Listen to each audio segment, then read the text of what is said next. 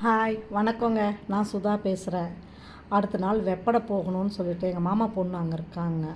வெப்படை போகணும். அவங்களுக்கு பேத்தி பிறந்திருக்கு. ஃபஸ்ட்டு பிறந்தப்போ போய் பார்த்தது. அதுக்கப்புறம் நான் போய் பார்க்கவே இல்லைங்க. அதனால் அவளை பார்க்க போகிறதுக்காக நாங்கள் ரெடியாக இருந்தோம். என்னென்னா அடுத்த நாள் ஈவினிங் ஆகிடுங்க வரத்துக்கு. வந்த உடனே சமைக்கணுன்னா ரொம்ப கஷ்டமாக இருக்குங்க. அதனால் நைட்டே பாசிப்பயிறு, உளுந்து, வெந்தயம், அரிசி எல்லாம் போட்டு ஊற வச்சுட்டேங்க. காலையில் ஏந்திரிச்சு அது நல்லா ஊறி இருந்தது. கழுவிட்டு கொஞ்சோண்டு ஒரு கைப்பிடி அவல் எடுத்து அந்த அதையும் கழுவி வச்சிட்டோம்னா கொஞ்சம் மலர்ந்துடும் இல்லைங்களா.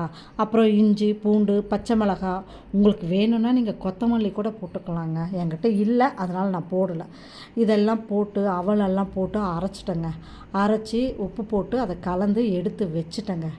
எடுத்து வச்சுட்டு அப்புறம் நாங்கள் ரெடி ஆகிட்டு கிளம்பிட்டோம். போகும்போது எங்கள் மாமா பேத்தி இங்கே ஒரு பொண்ணு இருக்கா, அவளையும் கூட்டிகிட்டு எங்கள் ஜோவியையும் கூட்டிகிட்டு நாங்கள் கிளம்பிட்டோம். கிளம்பினா அங்கே போனால் குழந்தைங்களோட செம்ம ஜாலிங்க. சூப்பராக இருந்துச்சு. அந்த சிட்டி குழந்தையோட அழகே அழகு தாங்க. குழந்த இருக்கிற வீடு சந்தோஷம் நிறைஞ்சிருக்கிற ஒரு இதுன்னு வச்சுக்கோங்களேன். அப்புறம் போனேன். எனக்கு ரொம்ப புளிக்குழம்பு ரொம்ப பிடிக்குங்க. அதனால் எங்கள் பாப்பா என்ன பண்ணியிருந்தா தட்டைப்பயிறு குழம்பு வச்சுருந்தாங்க. அங்கேயும் போய் சாப்பிட்டுட்டு அவங்க வீட்டுக்கிட்ட எண்ணெய் செக்கு அவங்க முதலாளி வச்சுருக்காருங்க. அதனால் நான் எப்போவும் அங்கே போய் தான் வாங்கிட்டு வருவேன். எண்ணெய் சாக்கில் அப்படியே அவளையும் கொஞ்சம் பார்த்துட்டு ஜாலியாக இருந்துட்டு வருவோம் நாங்கள். அதனால் போயிட்டு வாங்கிக்கிட்டு வந்தேங்க. ஒரு 7 மணி ஆயிடுச்சு. அதுக்கப்புறம் தக்காளி குருமா வச்சு இட்லி தாங்க ஊற்றினேன் ஃபஸ்ட்டு நான். ஆனால் சரியான வாசங்க. அந்த இட்லி வாசன்றது அந்த டேஸ்ட்டு எல்லாமே அவ்வளோ சூப்பராக இருந்துச்சுங்க. கொஞ்சம் இந்த பாசிப்பயிறு இட்லிக்கு கொஞ்சம் புளியாக இருக்கிற மாதிரி தக்காளி சட்னி, தக்காளி குருமா, வெங்காய சட்னி இந்த மாதிரியெல்லாம் வச்சோம்னா எனக்கு ரொம்ப பிடிச்சிருக்கு, நல்லா இருக்குங்க. அப்புறமா நாங்கள் வச்சு தக்காளி குருமா வச்சுட்டு இட்லியெல்லாம் ஊற்றி எடுத்து வச்சுட்டு எங்களுக்கு கொஞ்சம் எடுத்துகிட்டு அப்புறம் எங்கள் மாமா பொண்ணுக்கும் செஞ்சு அவளுக்கும் நான் பேக் பண்ணிட்டேங்க. பேக் பண்ணிவிட்டு அவங்க வீட்டுக்கார் வந்தார். அவங்க வீட்டுக்கார் வந்தோடனே அவங்கக்கிட்ட கொடுத்து அனுப்பி விட்டேன்.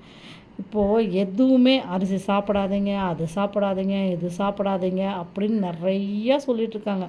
அதுவும் இந்த ஃபேஸ்புக்கிலலாம் பார்த்தோம்னா ரொம்ப பயமாக இருக்குது. எதை சாப்பிட்றது எதை சாப்பிடக்கூடாதுன்னே இருக்குது. அதுக்கு இந்த மாதிரி சிறுதானியங்கள், பயறு வகைகள் நம்ம எடுத்துக்கிறது நம்ம ஹெல்த்துக்கு ரொம்ப நல்லதுங்க.